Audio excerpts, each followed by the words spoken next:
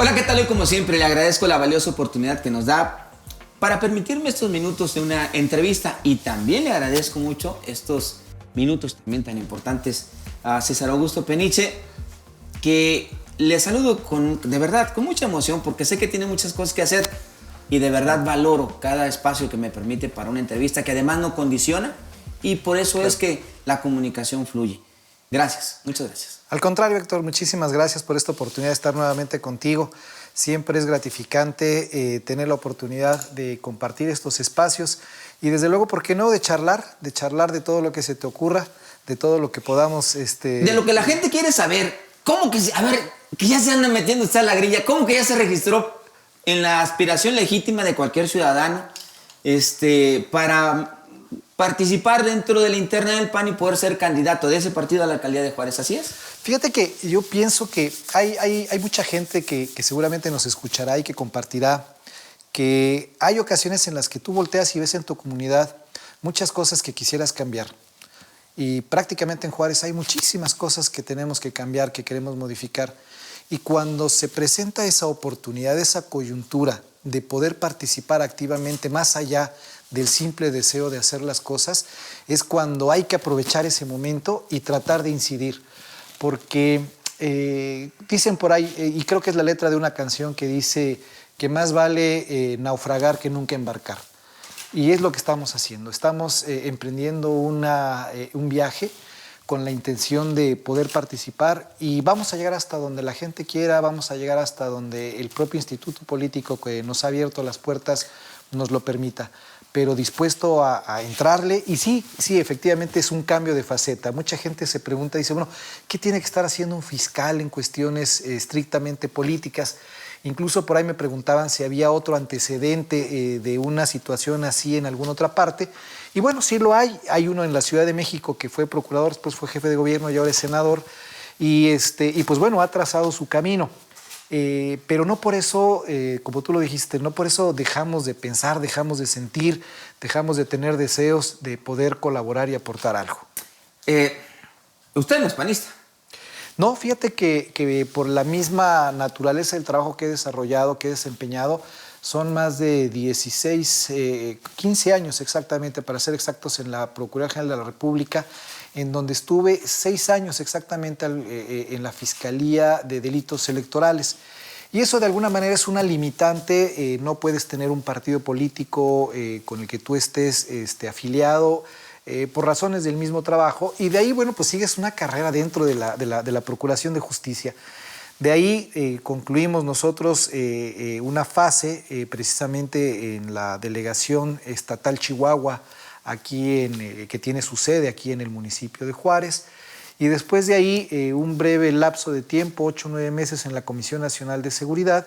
Y posteriormente llega la invitación del gobierno estatal con el señor gobernador Javier Corral Jurado. Se abre esa oportunidad y es como entramos al gobierno estatal. ¿Esa invitación de gobierno que no se la dio la señora Alejandra de la Vega? Bueno, hay muchas cosas que se dicen. No puedo negar que efectivamente hubo un acercamiento a partir de que ella fue la que tuvo la tingencia de presentarnos, y de ahí se dio la oportunidad de platicar con Javier Corral. Después él me marcó por teléfono, volvimos a platicar y seguimos comentando pues fundamentalmente de los temas de seguridad pública, y de ahí pues se ha dado todo esto que ustedes ya conocen. Ya tenemos un poco más de 4 años aquí en el gobierno del estado en la Fiscalía General, y pues ahora la idea es seguir teniendo la oportunidad de servir. Bueno, a ver, vamos por partes. Si no es panista, los panistas son muy celosos, fiscal. Y pues si no tiene sangre azul, a los externos les llaman oportunistas. No son mis palabras. Ajá, pues no. Mira, afortunadamente toda la gente con la que he podido platicar, que son panistas, ahora en este ejercicio he podido platicar con muchos militantes del PAN aquí en Juárez. He conocido gente y te puedo asegurar que la mayor parte de ellos, si no es que todos, gente muy valiosa, gente que tienen una conciencia social que sorprende. No, son son conceptos y una calidad ciudadana que no me esperaba yo encontrar en ellos. Y eso nos ha permitido comulgar, y yo siento, si te soy honesto, siento que hay el respaldo, me están recibiendo con esa misma ilusión de que llevemos adelante un proyecto que marque diferencias. ¿Se está persiguiendo a Maru? Bueno, mira, esos son temas que efectivamente están en el tema de la Procuración de Justicia y que son inherentes al trabajo que se realiza. Desde luego, son muchos los nombres que se manejan en este. Sí, pero la entorno. precandidata y en un momento dado la candidata a la gobernatura, si es Maru, ¿a poco usted cree que Maru va a decir, pues sí, el fiscal que me anduvo ventilando tal o cual asunto? Sí, cómo no, ándele que sea el candidato a Juárez. Mira, son momentos de coincidencias. Hay hechos que ocurren en el desarrollo de las actividades propias de la institución.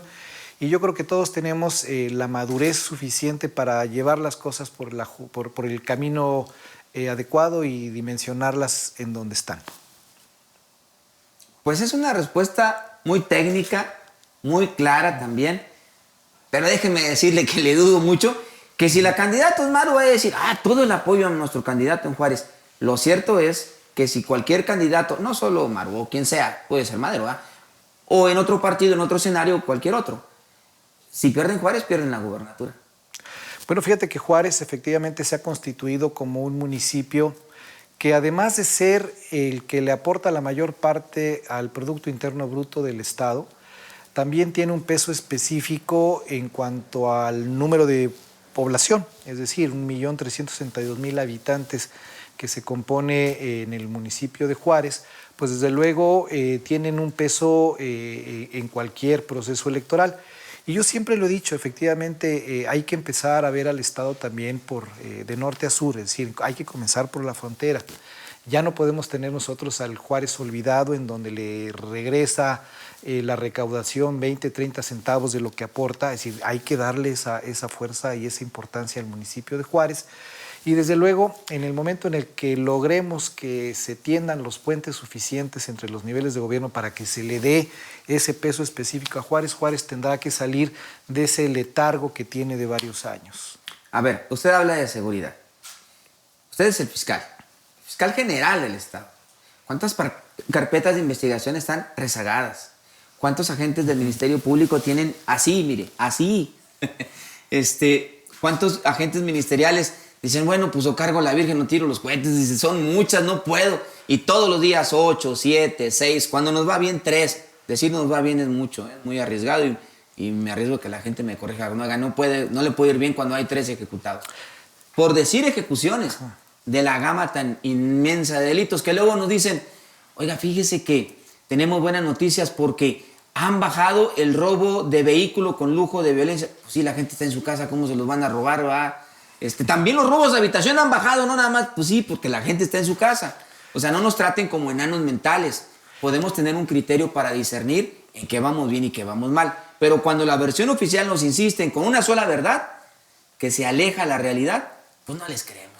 Fíjate que eso es lo que me gusta mucho de platicar contigo, que siempre has tenido una visión muy crítica de las cosas y de veras es algo que también yo le aprecio mucho a las organizaciones de la sociedad civil. Aquí en el estado de Chihuahua, las organizaciones de la sociedad civil tienen un peso específico y creo yo de mucho valor, muy superior al que pueden tener en otras partes de la República. Y esa visión es la que efectivamente obliga a que la autoridad rinda la información y sea transparente con lo que se dice. Tienes mucha razón en muchos de los aspectos que has comentado, pero sí vale la pena señalar que en el estado de Chihuahua la proporción de carpetas de investigación por Ministerio Público, el porcentaje de eficiencia, es decir, la solución o resolución de las carpetas de investigación es muy superior al que tenemos en el resto de la República. Claro que también hay quienes me han dicho que, bueno, pues que el hecho de voltear y ver que hay estados peor que nosotros, pues tampoco debe ser un consuelo. No. Absolutamente, tienes toda la razón.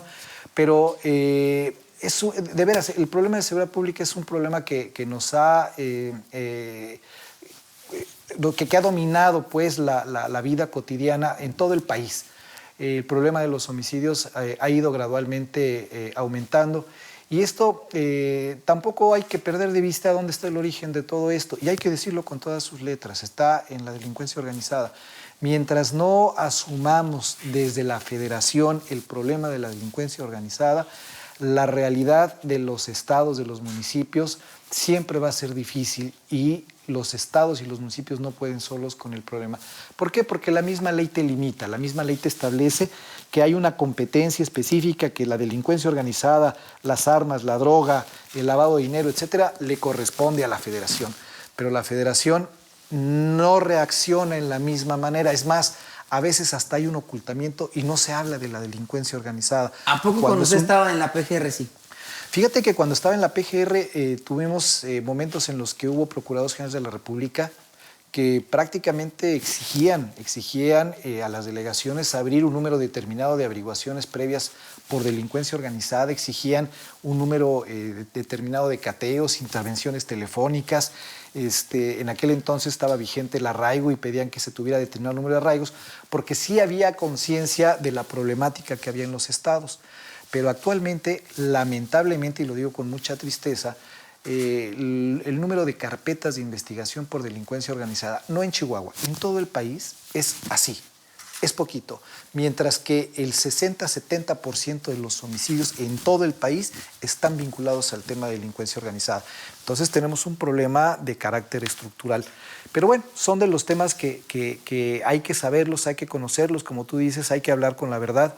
Y en el contexto de Chihuahua, es uno de los problemas que más preocupan a la ciudadanía y particularmente en Juárez. Juárez no puede seguir cargando el estigma de ser una de las ciudades que tienen el mayor número de homicidios en números totales o incluso por cada 100,000 habitantes. Y feminicidios en primeros lugares. Lo acabas de mencionar bien, hay otro tipo de delitos que no visibilizamos, que no los tenemos presentes, pero somos o tenemos el municipio de Juárez, estamos ubicados entre los primeros lugares en números absolutos y en números relativos, que es por cada 100,000 habitantes, estaremos entre el 15 y el primer lugar en municipios en acoso sexual, en violación, en violencia doméstica. No, pues puras estrellitas. Entonces, son problemas estructurales que tenemos que modificar. La percepción de inseguridad del año pasado era el 90%. Ahora celebran porque estamos al 73%, bajamos. Tal vez hemos normalizado la violencia y eso no podemos acostumbrarnos a la violencia. No es normal que enfrente de mi casa me dé miedo porque la inseguridad está ahí.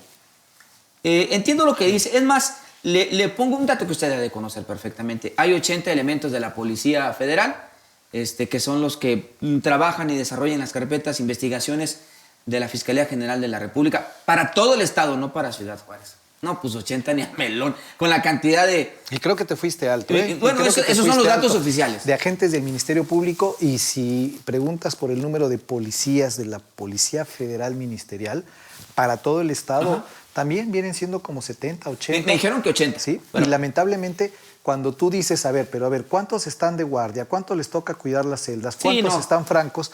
Significa que al día te vienen quedando para el trabajo diario 30 elementos. Entonces, para todo el estado, para el estado más grande de toda la República, es decir, tenemos que encontrar la fórmula para modificar esa problemática que tenemos. Pero no todo es seguridad, es decir, me refiero, no todo es policías y ladrones, no todo es detener y encerrar. Yo creo que hay que combinar las políticas públicas en los dos órdenes. La contención, sí, porque pues, estamos rebasados en los índices delictivos en todo el país, pero también hay que atender los problemas desde el punto de vista de dónde se están generando. Uno de los principales problemas que tenemos nosotros aquí en el estado, y particularmente en Juárez, son las adicciones. Y el presupuesto que tenemos, tanto de la federación como del estado como del municipio, para el tema de las adicciones, es muy bajo comparado con el problema. Hay una estadística o un estudio, análisis que hizo Ficosec apenas hace un año, año y medio, en donde nos detallan que en el municipio de Juárez hay alrededor de 100,000 personas que consumen algún tipo de droga. Y de esos 100,000 consumidores, 20,000 están en la categoría de adictos. Entonces, calcula tú lo que significa el comercio de las drogas al narcomenudeo en el municipio de Juárez. Y esa es la respuesta por la cual tenemos tanto homicidio del tipo de ejecución, porque se están disputando esos terrenos. Pero ¿qué es lo que tenemos que hacer? ¿Seguir persiguiendo y deteniendo a todos los que participan en el homicidio? Sí, porque es la parte de la contención. Pero si no paras el problema de origen, que es las adicciones, entonces esto se vuelve un ciclo que se repite. Y hay otros temas a los que, por supuesto, quiero avanzar. Nada más quiero puntualizar el tema de quién es la responsabilidad de la delincuencia organizada, de las armas largas. Está bien. Pero parecería un discurso a modo si vemos o si nos saltamos este aspecto. Elementos de la policía estatal detienen a 2 personas que luego aparecen sin vida. Otros 14 elementos fueron videograbados. Yo lo publiqué, en donde llegan, entran a una casa, la saquean, los policías en las patrullas de servicio. O la policía municipal, que tiene la patrulla aquí, por alguna razón se mueve la patrulla, llegan los sicarios, ejecutan a las personas de ese domicilio, se van y 20 minutos después regresa la patrulla. La gente los encara, le dicen, yo recibo órdenes. Me dicen, muévete, me muevo. No vayas, no voy. Ya regrésate, me regreso. ¿En serio toda la culpa es de la federación? Mira, es un deber de todas las corporaciones, de todas absolutamente, de estar llevando a cabo los procesos de depuración y supervisión de sus elementos. Yo siempre lo he dicho, nunca lo hemos ocultado, en todas las corporaciones, en todas, y yo he reconocido las propias cuando me ha tocado hablar de ellas, en todas tenemos buenos y malos elementos. Yo insisto, siempre son más los buenos que los malos.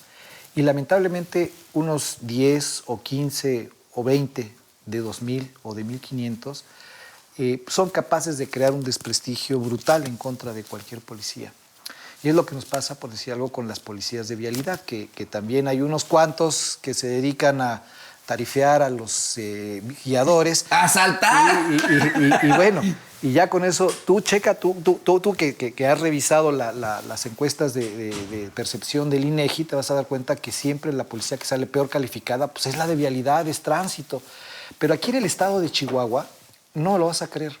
La gente confía más en el Ministerio Público o en la policía de investigación que en los jueces. Chécate el envío. Dígamelo a mí.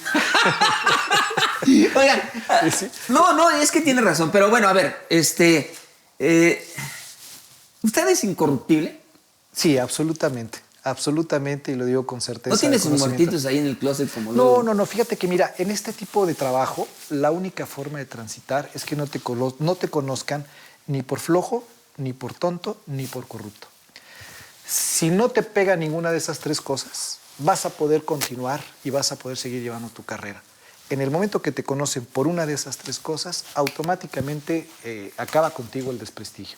Claro, también hay muchos que han logrado transitar. China García Luna, ¿qué pues? ¿Hasta dónde llegó? Pero tuvo un límite a final de cuentas. ¿Usted trabajó con él? No, fíjate que sí lo conocí cuando él estaba en la Agencia Federal de Investigaciones, la AFI, que fue en los tiempos de entre 2001 y 2005 aproximadamente. Ahí me tocó conocerlo. Él estaba en la AFI, yo estaba en la Fiscalía de Delitos Electorales, absolutamente ninguna relación con él. Y me ha tocado conocer, pues desde luego, por el tipo de trabajo que desarrollo, pues a muchos mandos y jefes policíacos. ¿Cienfuegos? No, bueno, a Cienfuegos lo conocí aquí en el estado de Chihuahua, en 2 o 3 ocasiones que vino y que en alguna reunión de seguridad, ahí me tocó también conocerlo, también ninguna relación con él, pero yo lo que quiero reiterar con esto es que en todas las corporaciones, en todas absolutamente, hay buenos y hay malos. Lo importante es que cuando se dan esos malos elementos o sucesos en los cuales hay que intervenir de inmediato, porque es la única forma en la que se puede recuperar la credibilidad de la ciudadanía. Si tú sabes que pasó algo y a los 3, 4 días tienes ya la orden de aprehensión y vas por ellos, la gente te mide de otra manera, porque no estás encubriendo. Oiga, fiscal, tenía yo al director de los penales en el estado y me hablaba de lo mucho que habían avanzado en el recuperar el control de los cerezos. No, pues le creí. Sus argumentos eran válidos, eran sólidos. Y al segundo o tercer día, después de que se publica la entrevista del cerezo, me mandan una fiestota. No, hombre, había brinca-brincas, alcohol, damas, todo. Mariachis, un cumpleaños de una persona, supongo, económicamente muy fuerte. Si se le echan un vistazo a sus propiedades, a sus cuentas, ¿saldríamos bien? Claro, absolutamente, sin ningún problema. Fíjate que afortunadamente siempre hemos sido muy cuidadosos de cumplir con las obligaciones tanto de la rendición de cuentas, la declaración anual de impuestos, la declaración patrimonial, la 3 de 3, y esta la vengo elaborando desde hace, para ser más exactos, desde el año 2000. Desde el año 2000, anualmente, cada ciclo cumplimos con esa obligación. Y cuando llevas una carrera en donde efectivamente, como tú dices, no tenemos muertitos guardados en el closet, pues todo lo que informes siempre va a cuadrar. Eso es una gran ventaja. Nunca hay que dejarse llevar por las tentaciones de lo que no te corresponde, y eso es lo que también te hace vivir tranquilo. En este tipo de trabajo que realizamos hay que irse por la derecha, y eso te evita riesgos y le da tranquilidad especialmente a tu familia. Oiga, fiscal, ¿sabe qué? A mí me llama la atención que en esta famosa lista negra o de la caja chica del exgobernador César Duarte, bueno, se hace un escarnio, que Maru. Pero bien dicen, no, había sacerdotes, medios de comunicación, pseudoperiodistas, otros políticos, otras corrientes. ¿De ese tamaño eran los niveles de corrupción? Fíjate que lamentablemente en algún tiempo, te comento, yo fui director general de delitos cometidos por servidores públicos en la PGR. Y en aquel entonces, bueno, pues trabajábamos todo lo que nos tocaba en esa área en donde yo era el director general, era todo lo que, todas las denuncias que se reciben en contra del personal de la Procuraduría de la República y de la Agencia Estatal, de la Agencia Federal de Investigaciones. Es un segmento, por decirlo de alguna manera. Ahora que estamos aquí en el estado de Chihuahua, que nos toca encabezar los trabajos en materia anticorrupción, concretamente los expedientes X, como se les conoce coloquialmente, es impresionante lo que hemos encontrado. Y fíjate que me entristece mucho decir que lo que hemos avanzado es apenas una parte de todo lo que se generó. Porque en un principio hubo necesidad de desagregar y buscar los asuntos más significativos, especialmente por lo que se respecta al monto. Pero había muchos asuntos de muy bajo contenido monetario que de alguna manera decías, al rato le sigo, y ibas sacando los más representativos. Pero también hubo muchas dependencias, y debo decirlo con todas sus letras, muchas dependencias que no hicieron la tarea, no hicieron las auditorías, no mandaron los indicios o las evidencias que pudieron haber encontrado en su momento cuando recién llegamos nosotros a la administración. En consecuencia, este caso en particular que tú acabas de mencionar es un caso en donde hubo un desvío de alrededor de 1,000 millones de pesos a lo largo de cuatro años más o menos. Esto era específicamente la caja chica, es decir, mandaban con cargo a la partida de salarios y de compensaciones, sacaban una cantidad y de ahí empezaban a pagar o a repartir de acuerdo a lo que se iba necesitando. Se agotaba y metían otro cheque y otra vez seguían pagando. Bueno, y todo eso, y pues que el desde pueblo luego coma tierra. Oiga, pero a ver, su llamado testigo estrella, testigo protegido, pues no dice que le ponen una pistola y por eso es que no, ya me trae. Si no van ustedes, voy yo. Te digo, ¿cuál es mi apreciación sobre esa llamada? Yo lo veo como una plática de cantina. No solamente por el vocabulario que escuchamos, que tratándose de una temática de estas sorprende, pero desde luego en ese tipo de pláticas en muchas ocasiones se utilizan sentidos figurados que de repente cuando los traes a otro plano puede distorsionarse la apreciación sobre ellos. Y aquí sí quiero ser muy puntual. En la Fiscalía General del Estado no toleramos ningún acto en el que se pretenda obligar a una persona a declarar. No somos partidarios ni toleramos, por ejemplo, la tortura. Cumplimos cabalmente con lo que establece el Código Nacional de Procedimientos Penales y no hay una carpeta que se base única y exclusivamente en el dicho de una persona. Cierto, también entonces, ¿qué es lo que hacemos nosotros? Bueno, pues entonces, cuando tienes un testimonio, pues buscas toda la evidencia alrededor para poder construir el asunto y llevarlo ante el Tribunal Superior de Justicia. Esa ha sido la temática. Entonces, absolutamente no. Nunca hemos obligado a nadie a declarar. Las declaraciones que tenemos nosotros en las carpetas, no de un testigo, sino de varios testigos que han colaborado. ¿Y por qué colaboran? Porque hay un incentivo que, bueno o malo, establece el Código Nacional de Procedimientos Penales. Si una persona que está involucrada o tiene conocimiento y que pudiera tener algún grado de responsabilidad aporta información para lograr resolver un caso y normalmente apuntar hacia otros responsables de mayor jerarquía, la ley lo admite, la ley lo permite. Y no es nuevo, ¿eh?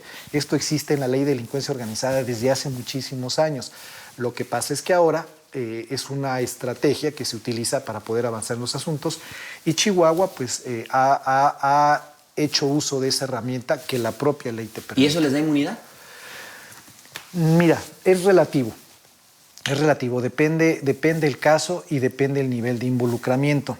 Hay ocasiones en las que las personas sí pueden obtener una especie de inmunidad porque su grado de participación no es exactamente obteniendo un lucro personal, sino que conocen del hecho y como tales como lo denuncian, aun y cuando ellos hayan aportado una condición para que se realizara. Pues aquí, hay muchas variantes. Pues aquí tenemos uno muy colaborador que dijo que agarró más de 4 millones de pesos. Dijo, pues ahí se los regreso, hombre, no estén fregando. Y dice, por si las, me voy de diputado plurinominal, por si las. No vaya a ser que cambien de opinión y me quieran cambiar mi residencia de la presidencia municipal de Juárez a un otro lugar menos hospitalario, ¿verdad? Fiscal, bueno, ¿qué mensaje le tendría para cerrar esta entrevista a los panistas? Porque en este proceso interno que apenas comienza. Mira, pues yo lo que le quiero decir a los panistas es que el trabajo es conjunto, que esto no es un proyecto de una persona o que encabece exclusivamente una sola persona, sino que la idea es precisamente que el panismo acompañe un proyecto que efectivamente permita canalizar todos esos sentimientos y todas esas convicciones que tiene cada uno de sus militantes. Yo les puedo decir que deben estar tranquilos en cuanto a que compartimos todos los ideales y todas las mismas preocupaciones que ellos tienen. Estoy convencido y se lo digo a todos los panistas militantes, que juntos podemos marcar una diferencia de la cual podamos nosotros transformar el Juárez que tiene rezagado o abandonado más de 30, 40 o 50 años. No podemos seguir permitiendo que tengamos un Juárez que no conocemos y otro Juárez que invisibilizamos. Tenemos una imagen de un Juárez que muchos ni siquiera conocemos. Hay gente que jamás se ha parado en la zona de La Chaveña, en la zona de Anapra, que no ha ido a los kilómetros, en Riberas del Bravo, y ese es el Juárez que también es nuestro. Es decir, también somos parte de ese Juárez es parte de nuestra comunidad. No puede ser que sigamos teniendo el 52% del total de la superficie de las calles en Juárez sin pavimentar. No es posible que ese estigma que tenemos de Juárez de los 90s, de ese mal pasaje que vivió Juárez en aquel entonces que trajo consecuencias internacionales, el transporte público siga siendo el mismo. Es decir, ya es tiempo de que transformemos esto y desde luego yo siento que la militancia en Juárez tiene la capacidad para hacerlo. Le agradezco su tiempo. Muchísimas gracias. Sobre todo usted. Gracias, hasta la próxima. Hasta pronto. Gracias. ¿Usted trae?